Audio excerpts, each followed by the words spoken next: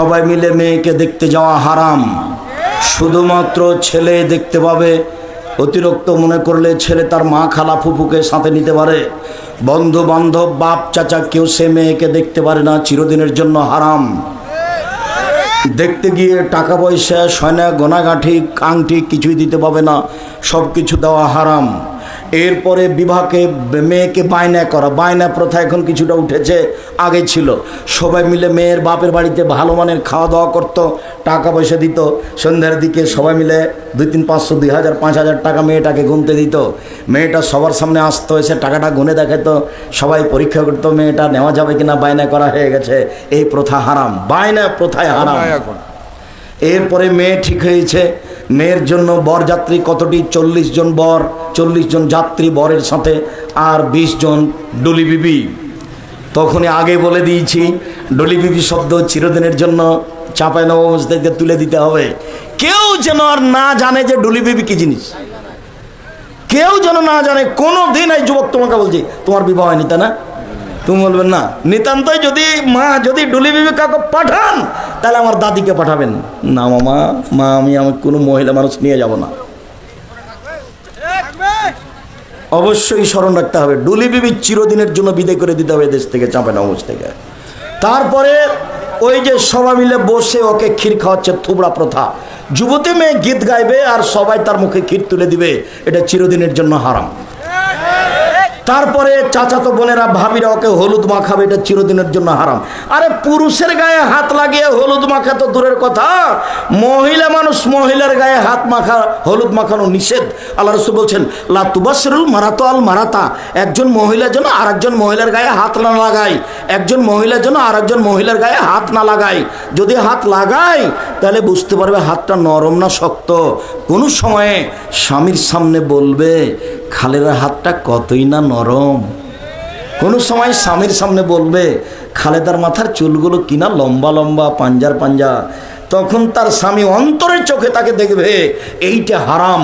হাদিস বুখারী মুসলিম, এই কথা মুহাম্মদ সাল্লাল্লাহু আলাইহি ওয়াসাল্লাম বলে। দেখেছো বিষয়টা কত সূক্ষ্ম।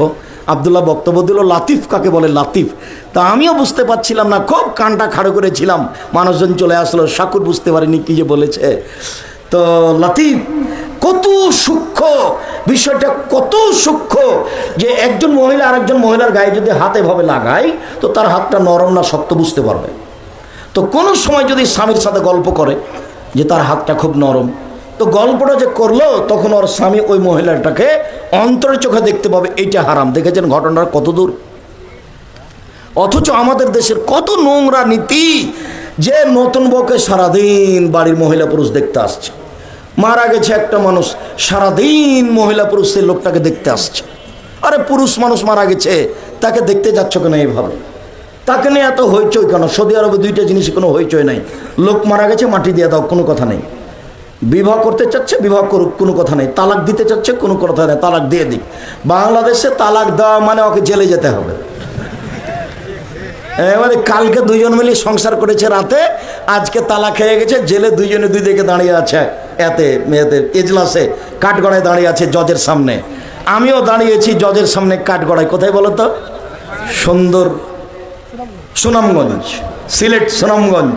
যখন আমি দাঁড়ালাম তখন জজ আমাকে বলছে, আব্দুর রাজ্জাক সাহেব আপনি এখানে কেন এসেছেন তা আমি বলতে পারছি না, তবে আপনার মামলা নিয়ে আমার কোনো কথা নেই।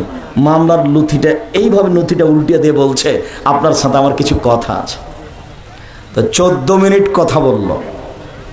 তারপরে বলল যে আপনার মঞ্জুর কি ওটাকে জামিন মঞ্জুর করা হলো। 14 মিনিট কথা, কিছু পক্ষে কিছু বিপক্ষে, মানে কোরআন হাদিসের। তাতে বুঝলাম লোকটা তাবলিগ করতো, তাই কোনো কোনো জায়গাতে আমার উপরে ক্ষেপে আছে, এটা আমি বুঝলাম। আর যেদিন আমি সিলেট কোর্টে দাঁড়ালাম তখন জজ আমাকে বলছে যে আপনি কি পিস টিভির আলোচক? আব্দুর রাজ্জাক বিন ইউসুফ, জি আমি পিস টিভির আলোচক। তখন বলছে আপনার মামলাটা আমি খারিজ করে দিলাম। ওর ওই দিনই শেষ। তো সিলেটেরটা ছিল 5,000 কোটি টাকা,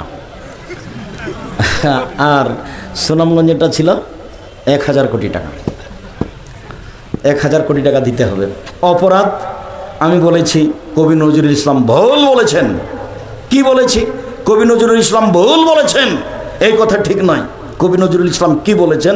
কবি নজরুল ইসলাম বলেছেন মসজিদের পাশে কবর দিও ভাই, যাতে করে মসজিদের আজান শুনতে পাই, তাহলে এই গুনাহগার কবর আজাব হতে পাইবে রেহাই। তখন আমি বলেছি যে মসজিদের পাশে কেন? কারো বাপের কবর যদি কাবা ঘরের নিচে হয় তবে রক্ষা হবে না, বিচার হবে কর্ম দিয়ে। বিচার কি দিয়ে হবে? কর্ম দিয়ে। তো আমি এখন কবি নজরুল ইসলামের মানের হানি করেছি, এ হলো মামলা। আর যখন বলেছি ওমা তোমার আকাশ তোমার বাতাস, তখন তোর বাপের আকাশ। আমরা তো আর বুঝতে পারিনি। ও বারবার বলছে কালিমাকে। ও কাকে বলছে?